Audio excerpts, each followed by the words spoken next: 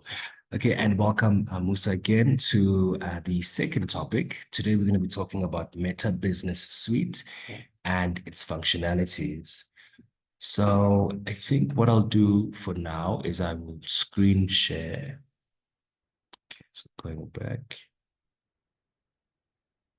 I will share screen. And I think I want to open on the form that says topic 2. Should I really go into, no, I've got this there, but I'm saying, yes, exactly. Is it fine? That's Do perfect. you really need to? No, I think that's okay. I think use it on that side. Okay. So basically, I want us to really talk about Meta Business Suites, which is something that we use often here at Asset Edge, part of social media, also part of marketing. In our last lecture, we spoke a lot about marketing in general, talking about traditional forms of marketing. But in essence, I think the reality is that our marketing has kind of come all the way down to social media marketing. And most of that is due to the fact that we now live in a digital era.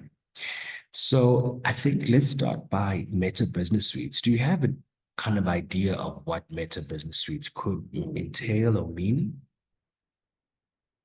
Is Meta maybe an acronym?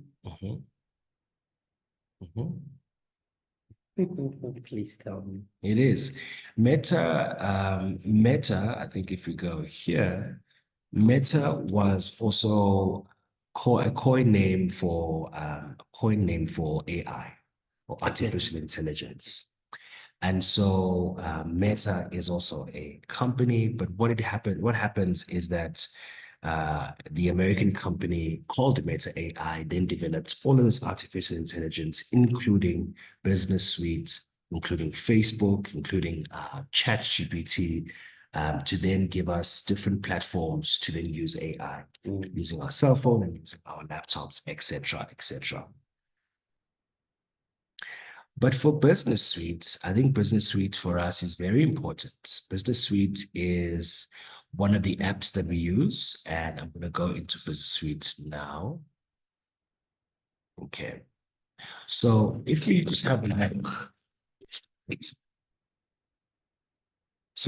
look, at our Business Suite, will include our homepage, our notifications, inbox, lead center, content, planner, ads, insights, AI tools, or all tools. And I think most companies, so for example, with your community project, it would be ideal that you do create a Facebook page or some kind of a social media page, and then subscribe to, automatically, I think you will be subscribed to, if you're an organization, to Meta Business Suite. What my task as a marketing manager is to look, for example, I'll start with Planner.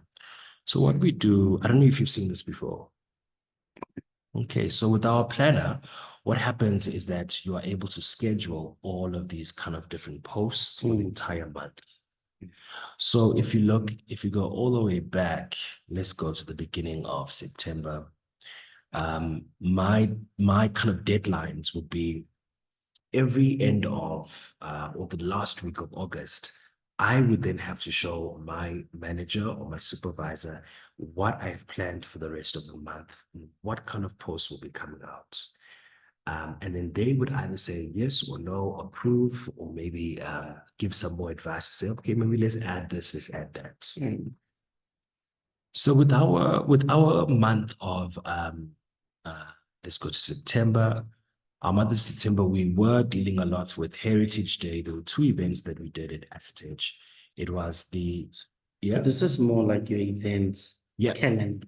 Our events calendar that is being shown on social media. So if you go, for example, to this one. So this post, it's a post that went on social media, on Facebook, and automatically it went onto Instagram because our accounts are linked. And I think I want us to talk about how do we link accounts at the end of this session. So this post was a Members Monday. Members Monday is what we are trying to do every week just so that we can have some kind of consistency with our audience. So our audience has always been wanting to, the one thing about consistency is that audiences love something that is recurring. So our Members Monday really looks at the members of our organization, so people that have come in and subscribed. And then we do short interviews with them about the things that they are doing or the kind of projects that they still want to do. The important thing about Meta Business Suite is that it gives us how many people we have reached. So when it comes to reach, it means 338 people saw this post. When it comes to impressions, it means that 360 reacted, yes, to this post. If you even go in, it even tells you the number of times the content was on the screen. So content can include formats like post, stories, and reels and videos. So it would be that if I scroll up as a person, I would have seen this Members Monday post, but I would not necessarily have reacted to it. It goes only when we talk about the interactions. So the interactions would be the number of times the person or the individual, the audience engaged with the post. It's doing this. The number of times, maybe I should hold it. It's 27. The number of times post likes or reactions, saves, comments, shares, minus the number of deleted interactions. And the last one for us, we want to know the link. For example, how many people actually clicked onto this link? On the link. Yeah. Unfortunately, we've got one link, link click, but I think that's quite common. We find that most of our audience are young people, and they're always complaining about data, always complaining about, and especially if it's a YouTube channel, they notice once they go into a YouTube channel, their data gets depleted automatically or very quickly. And so we're trying to then either cater to them in a different way using Facebook. And then if we know who our audience is for YouTube, then we give them that entire video. So those are so for example, that is why a business suite for us is very important. So as you see, we've got a lot of posts about the Afrotech. So the Afrotech was a partnership that we did with Departments of Arts and not departments, Arts and Culture Trust, ACT. Okay.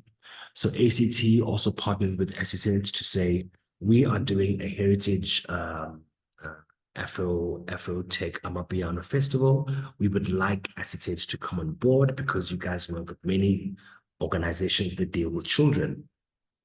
So they then devised, so SSH then devised a play zone. And a play zone was something like this, where the moms and the dads would go out, have a drink, have some food, and then the children would come in. Yeah. The children would come in, and then we would look after them, tell them stories, play games, that kind of stuff. You notice how much of a change here when we reach more people, 165. This is just a one post. So this is a 1,655 people. The impressions are much more than what we expected. And also, when we go back at the end of the month, I go into a report and I think to myself, okay, SSH, you managed to do an Afro Amapiano festival, and then you were able to do this previous Members Monday. What was more influential, or which kind of project impacted or had a greater impact on the audience? And I think the most important thing is that we give you the statistics, and then it's up to the board and the managers and directors to say, actually, let's do more posts that align to this kind of Amapiano festival, because we've seen the reach, we've seen how much it develops. I think that's why it's so important for us to use these algorithms. Yeah. Do you have any questions? Yeah, no, I'm just concerned about like, I don't know, maybe we need to sort of start having more conversation about why do we always have? I mean, we have a number of views, a good number of views versus the number of links or people who interacted. I mean, yeah, if it's 1,006 and we have 120, that's even less than 10% Yeah, of people who interacted with the post. correct. So It's quite interesting. It's an interesting phenomena because a lot of people would like the post. So you'll have 126 people that either commented and liked, but for them to actually buy the ticket is very difficult. We look at context, we look at financial financial abilities, we look at timing, we look at many different things. What were you accessibility, yeah, what other things do you think for us would be inabilities for people to not click the link? I don't know, money issues. Yeah. I mean, click the link to buy the ticket. Yeah, money one, but I also have realized that the theater space has really suffered. It has lost audiences, physical audiences, especially during COVID. Don't know. I don't know if it's my observation is correct, but I think a lot of people just stopped going, and when things reopened, not everybody came back to the spaces. I don't know why. People are still skeptical. But another thing that we cannot change, but maybe we need to try and find ways of searching for audiences or new audiences, new publics, is that the CBDs have really lost a lot of theater lovers. This is Hillbrow, you know. In the past, we had this conversation about the State Theater. State Theater is right in the heart of town, in the CBD. Yeah. And so around 2010, I was working for a company called Opera Africa. I was in the opera studio full time, and we did a lot of productions. And we woke up and we went to theater. The theater was so busy during the day; it was very busy. But then theater then had big audiences. People were coming to theater. And yeah, maybe it's not correct to say this, but there was a lot of white audiences that went to theaters. But white people do not want to come to Hillbrow and CBD of Pretoria and anymore. So I don't know if the solution to this is trying to find the same audiences and assuring them of their safety, because I think safety is the issue now. Assuring them that no, man, it's safe, come back.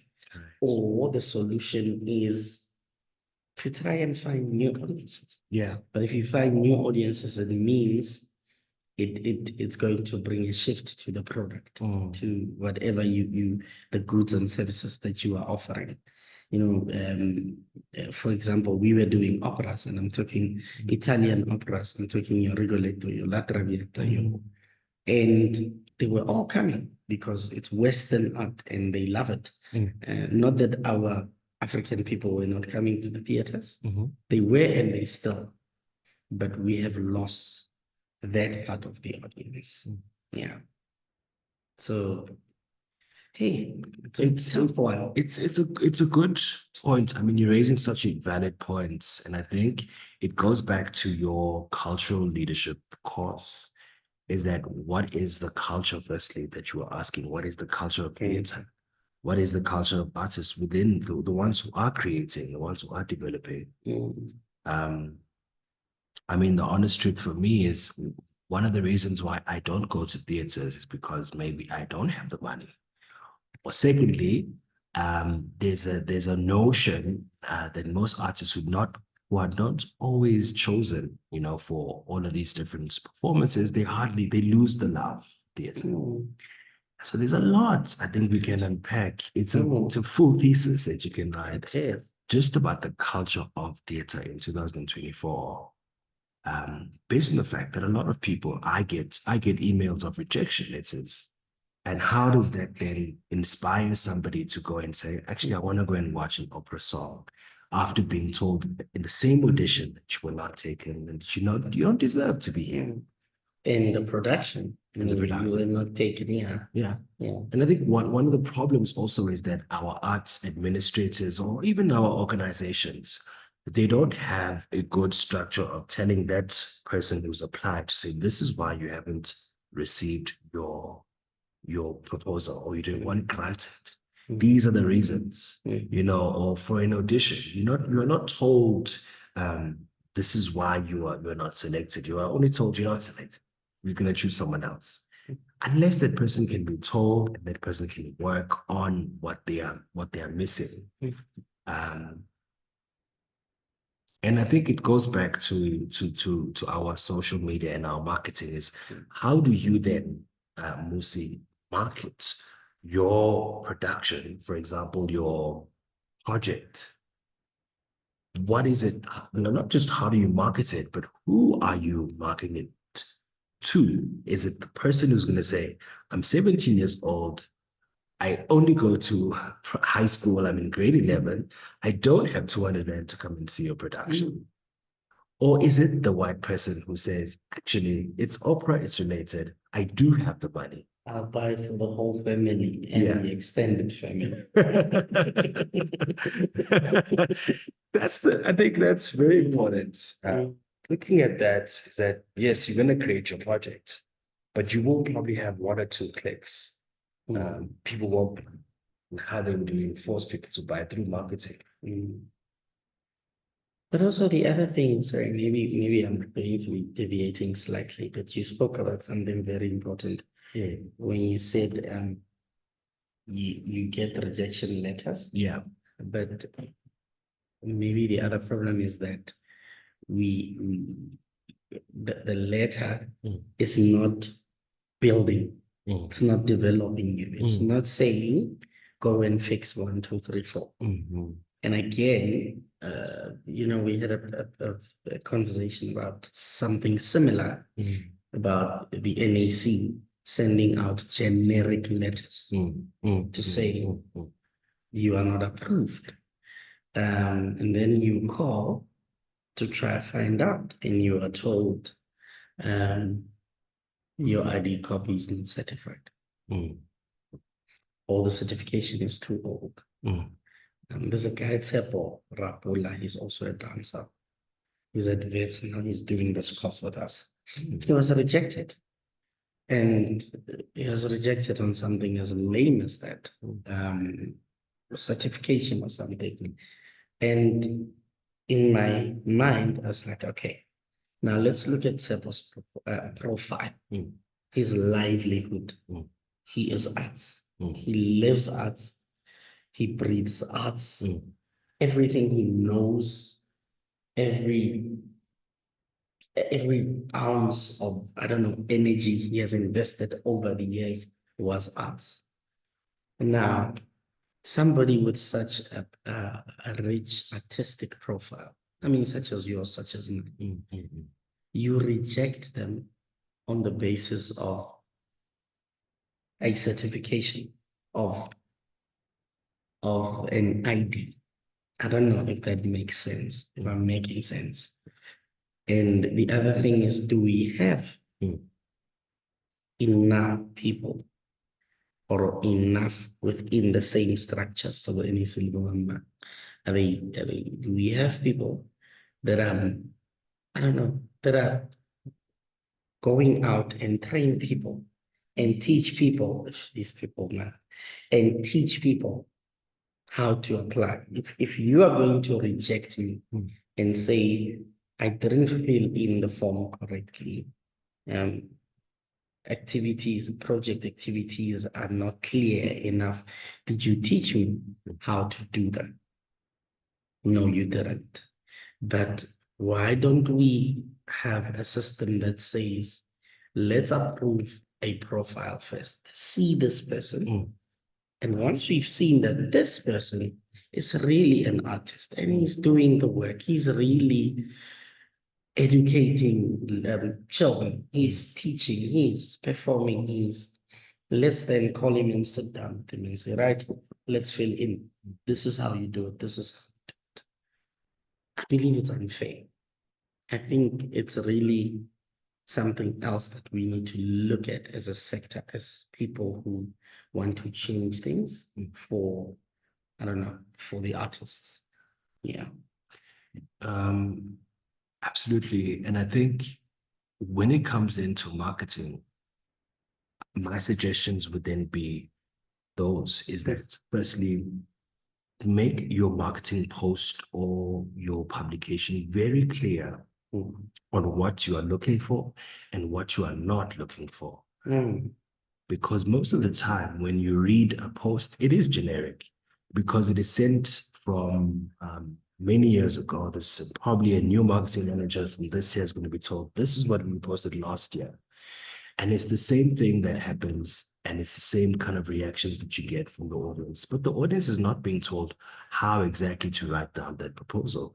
So maybe in our marketing, we could also have workshops, a workshop day one, a workshop day two, workshop day three, where you go through each and every part of your questionnaire to the audience or to the people that want to participate.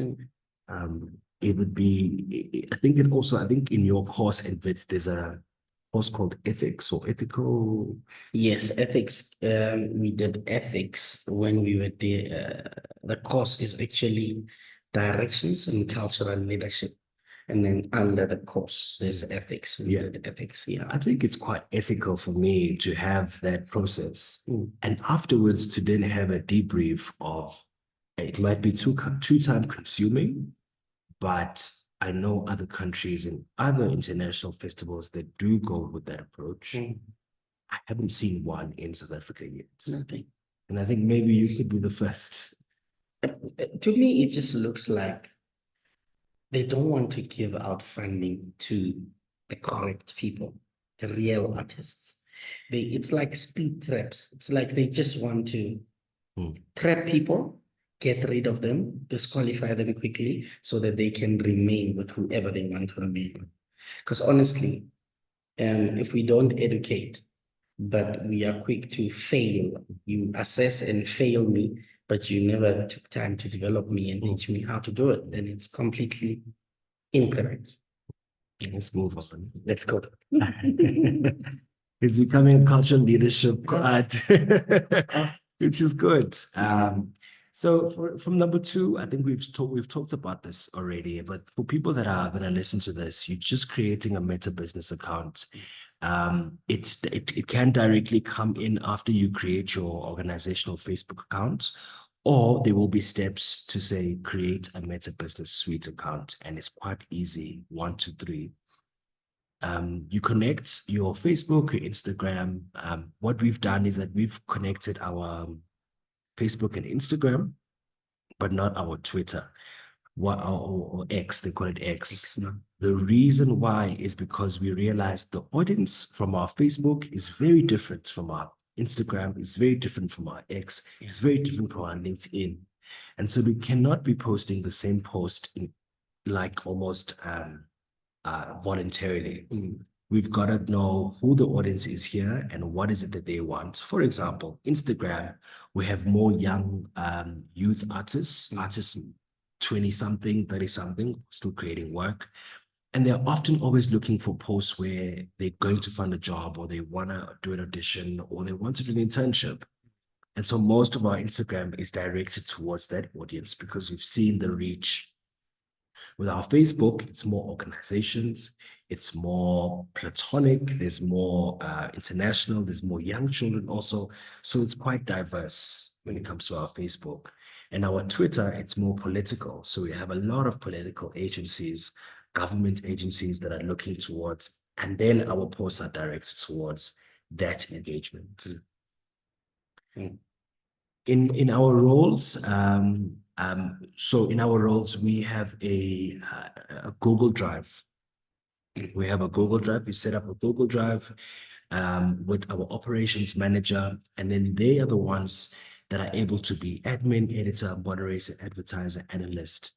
And I am the one who's responsible to create and put all of my posts and all of my marketing ideas, strategies, plans, reports. They are able to view and also to share with our sponsors.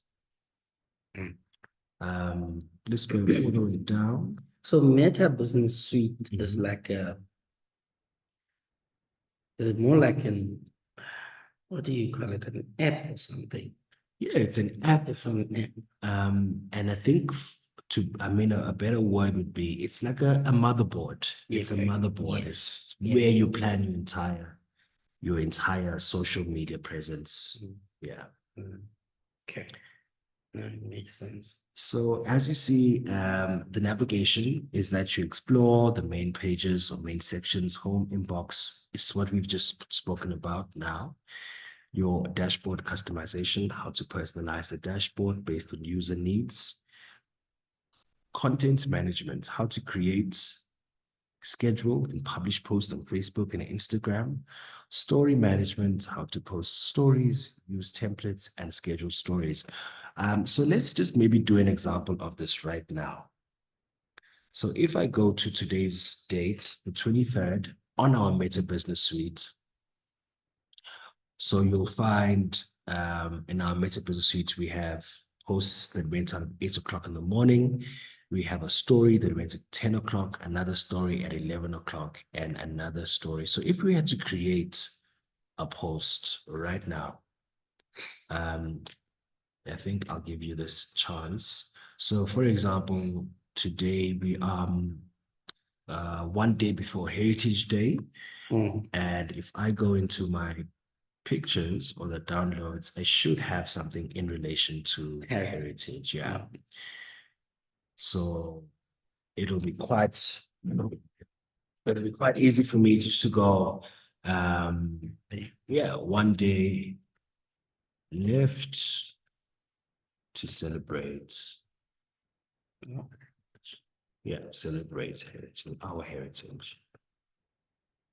And so basically, I used to do this when I first started 4 years ago. I used to have somebody who will then review, and then after that, they were like, well, we've been doing this, yeah, and approve it. Heritage Day. Or disapprove. Whatever. Yeah. Or disapprove. And then we would obviously write more and then end up having your hashtag. So it would be your heritage day.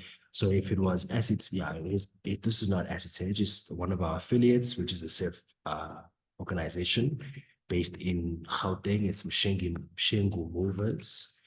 And they just performed this weekend with Lyra for yeah. So we'll probably also maybe tag Lyra, maybe tag Acetage.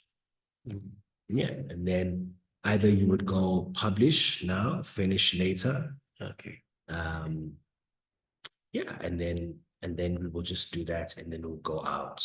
The reason why I'm not doing it now is because I want to post all of our stuff as a Heritage Day marathon in our Facebook, social media, just to gain more of our audience.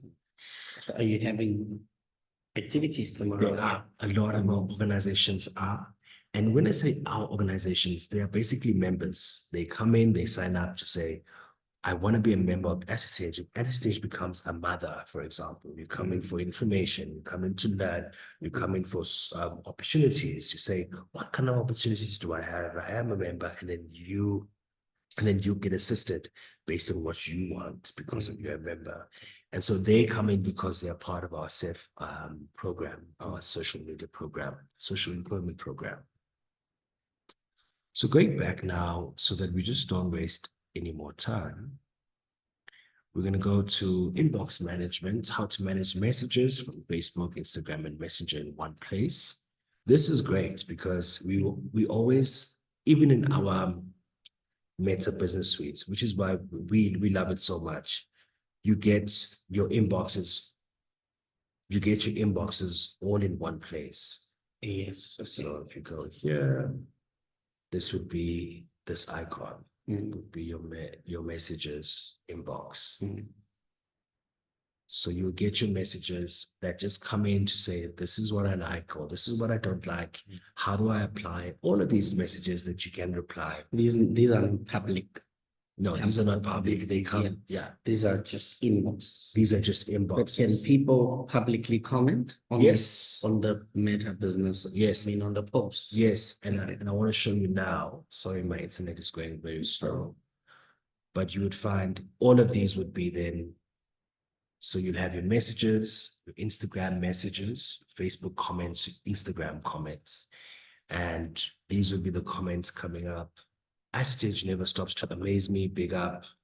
Yeah. Okay. And then we look, we will reply. Champion deserves champion applause. We will reply, and I think our engagement actually becomes much more developed when somebody gets a reply from SSH to say, wow, they actually replied or they liked my comment. So I think it's quite a good advice to always reply to your comments. I think even on a personal level, if you have Instagram or Facebook, somebody goes and says, oh, he actually took the time to reply to my comment, and you pull that person into your what you call portal, into your family, into your loyal circle. So these would be all of our comments based on the community organizations development. Partnering with you is the best thing that's ever happened to us. Since our paths met, our lives have never been the same again. We are proud and blessed. Thank you so much for your support. This is so good for us. Why? Because our sponsors are always looking. So if they see an organization like this being so honest and loyal, then there's a more possibility for them to sponsor us for another year and another year and another year because they see the impact.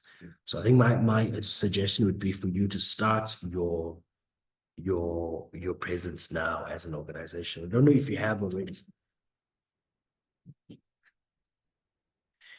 No, I've been doing work, but I don't really have like an NGO or most of the work that I've been doing through a company, with getting jobs sort of for other artists, getting them to cruise ships, and it's sort of an agent of sorts. Yeah. But you know, a lot of development programs that I've been doing through the Eastern School of the Arts. So I haven't really, I mean, I've been contemplating, I don't know why I'm taking forever to just register an NGO that's going to be, you know, arts development sorts, and then start transferring all my work into that organization. Yeah. It's quite, I think, and a lot of people also take time, and I think it's up to you. Sometimes you could work just as a private practitioner, as an independent practitioner, where you don't need to register. But then, for example, if you have a student, an individual or an artist who wants to work with you, then they pay you directly instead of paying an organization. I think it's quite. You need a big team. A lot of people struggle to get a big team because they work so independently for many years that it's hard for them to just now say, okay, then you will be my accounts manager. You will be my content manager, my marketing. So I think private practice could be small. It's an issue of timing, really. Yeah. I think the time had to be correct. You know, I think also mentally, I had to be somewhere. And maybe all this time I was not there, but I was navigating towards that point. You know, even when I went to enroll for this, I've been wanting to do something like this for years. But for some reason, I just wasn't doing it.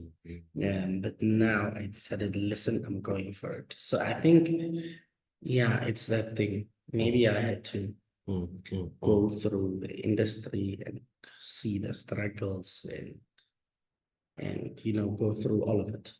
Experience this, the good and the bad, and maybe when you've gathered sort of I mean, knowledge can never be enough, but when you've gathered sort of enough for you to start something like that, so I think it's a timing. It's definitely, it's divine timing. It's divine timing. Definitely. Yeah.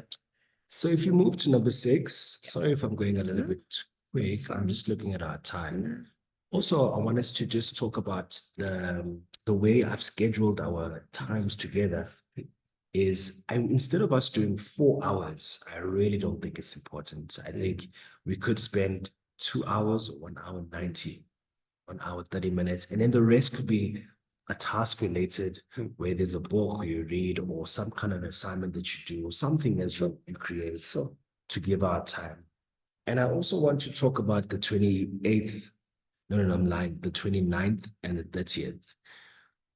We're going to be here at SSH. We are having a full day. It's a full week of workshops for educators, for our SEF coordinators from around South Africa. So your Northwest, Free State, Limpopo, Venda, all of them are going to be here. So it would be great maybe for you to also just rub shoulders with our different partners, which is why I don't want to spend a lot of time just on theory, but on the practice of what you want to do. Yeah, so if you're interested in that, I think we could also rearrange our schedule. Is it not part of our schedule? It is, but I've only put 2 days. Okay. And the rest of the other days are more online. But I would like to rearrange it so that maybe you could spend some more time with the people upstairs. Maybe we could just spend a day just being here of 2 hours or an hour or something. Okay, great. So insights and analytics, I think we've spoken about them.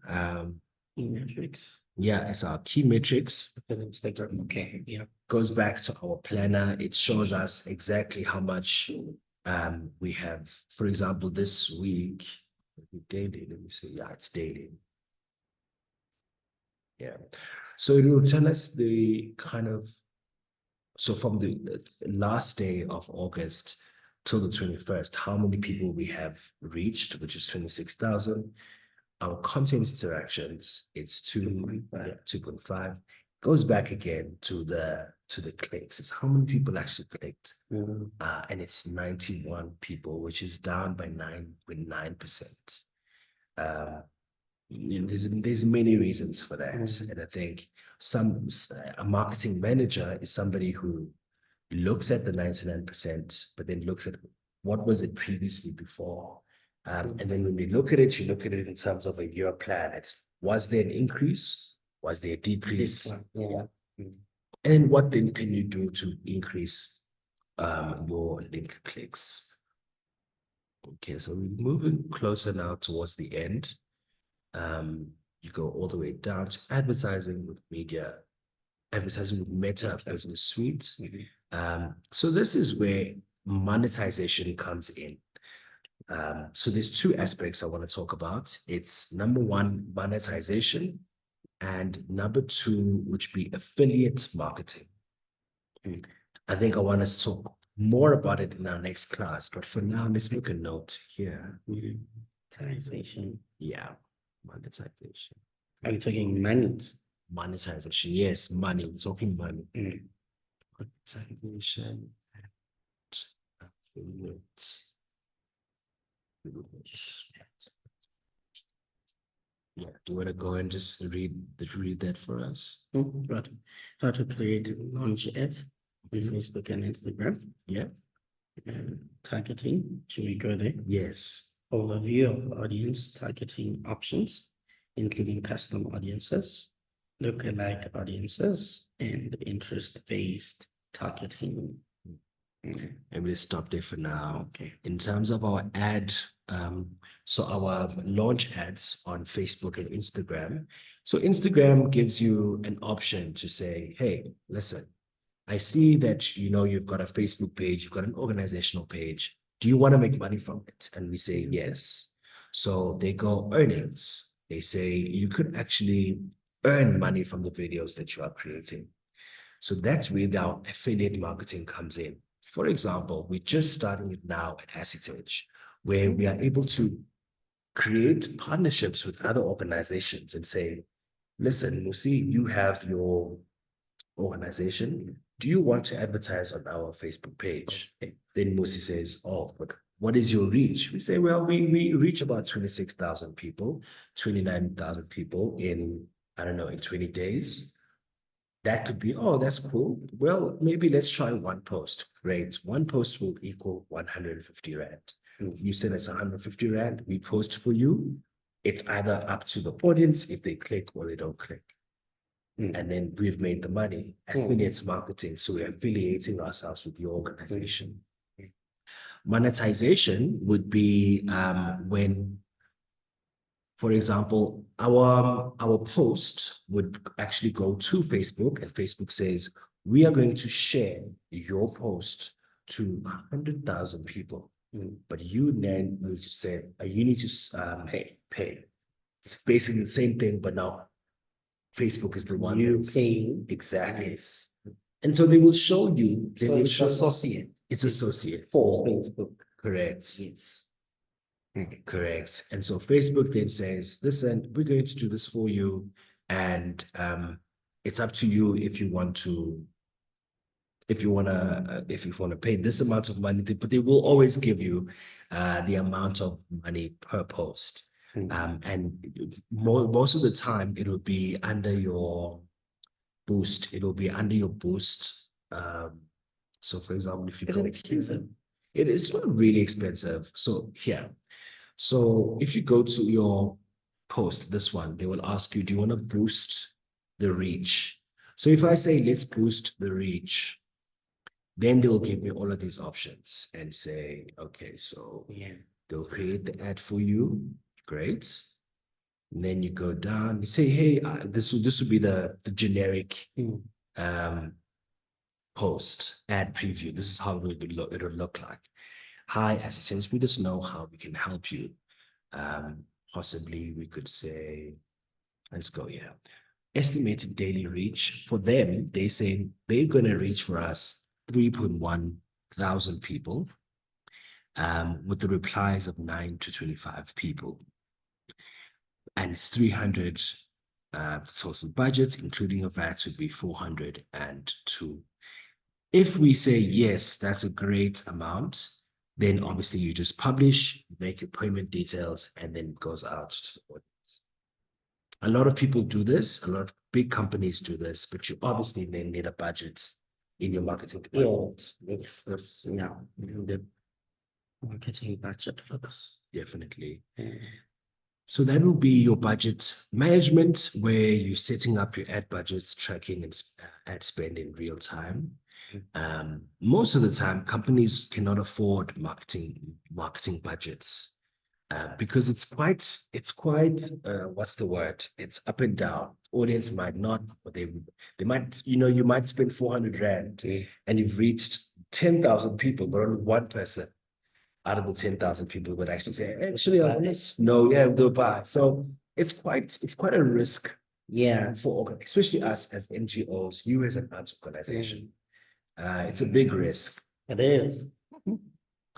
Going all the way down to tools for business growth, promotions and how to boost stories and other content. It's exactly what we are talking about. Appointment scheduling, how to build an in-appointment tool for business offering services.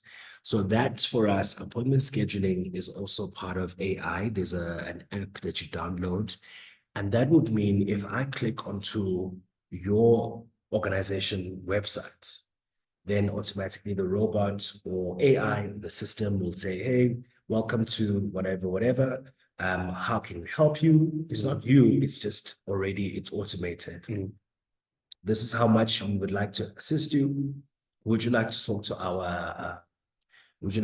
our business director? And then you would get a notification to say somebody wants to contact you from your organization website. This is the number. Then you do a follow-up on it.